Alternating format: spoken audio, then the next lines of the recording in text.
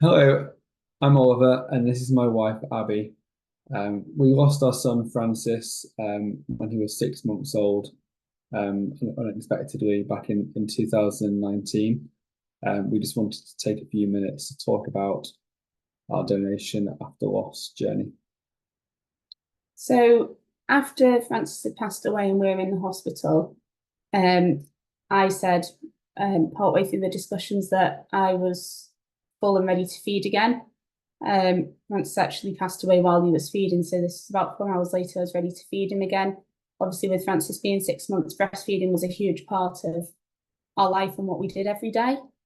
And I was brought a breast pump and told that I was going to be given tablets to dry up the milk, and that would take about 2 weeks.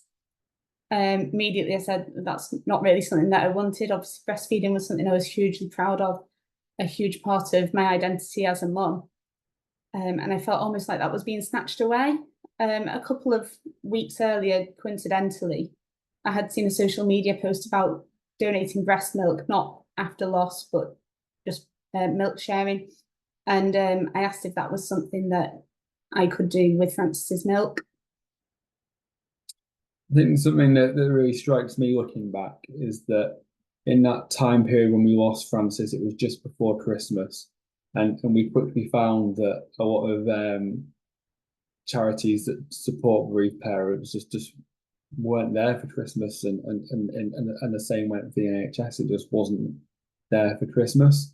But the one sort of little bit of support that we did get in that time, that when I look back really did make a big difference, was that the next day we had a breastfeeding midwife come out to Abby's parents' house where we were staying at the time, and got Abby all set up with the pump, but took time to talk about Francis and check in with us. She was with us for a good hour, and then a few weeks later she was back again checking in. I think that was really important for us looking back. Yeah, I think in terms of the information that we were given initially about donating, it wasn't great. We were given an out-of-date phone number for the milk bank, and it took my mum a lot of phoning around and digging to find the information to donate to the milk bank. I think there was a lot of apprehension on whether it was the right thing to do for me, and I was told initially, okay, do it for a couple of weeks and slowly let the milk dry up that way. And it was one of those things I kind of said, okay, then, with the intention of knowing that I just had to carry on expressing the milk for the time being. I think me sort of observing all that happen, it was very quickly apparent how important donating milk was going to be for Abby. I think in those months after we lost Francis, Abby was definitely at her lowest point in terms of her mental health. But donating milk really gave her purpose in that time, when essentially what was her entire identity, being a mum, was lost, or taken away from her. I think donating milk really helped give her purpose. Like, she had to get up, she had to eat, she had to shower every day. She had to check the temperature of the freezer every day.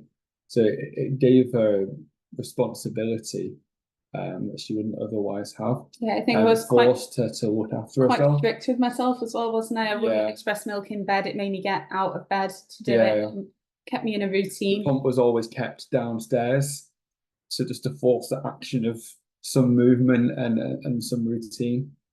Yeah, I had absolutely no appetite and no reason to keep going, really, other than the fact that I had to express milk. And it really did give me purpose.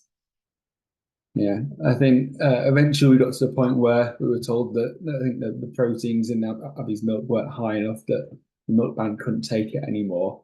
And I think that was a bit of a difficult time, because It was something that had been really important to Abby over those 6 months or so when she had donated. And then a few months later, it was lockdown, and the criteria were relaxed, and all of a sudden we were donating to the milk bank again.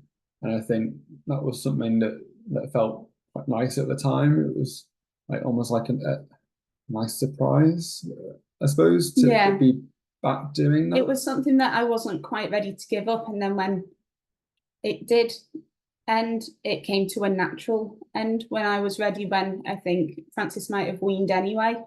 Yeah. So that, I think that was quite important to us. Yeah. I think reflecting on it now and looking back, I just feel so incredibly proud of Abby and Francis.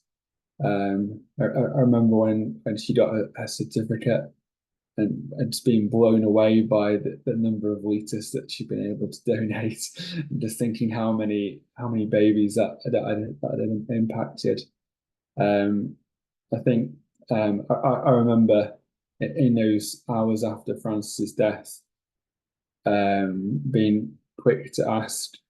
And to be honest, I don't think it was even hours. I think it was one of the first things I said after they said there was nothing else they could do. It was, can we donate organs? Can we donate tissues? And I think we were told, no, we've been trying to resuscitate for too long. It's not possible now.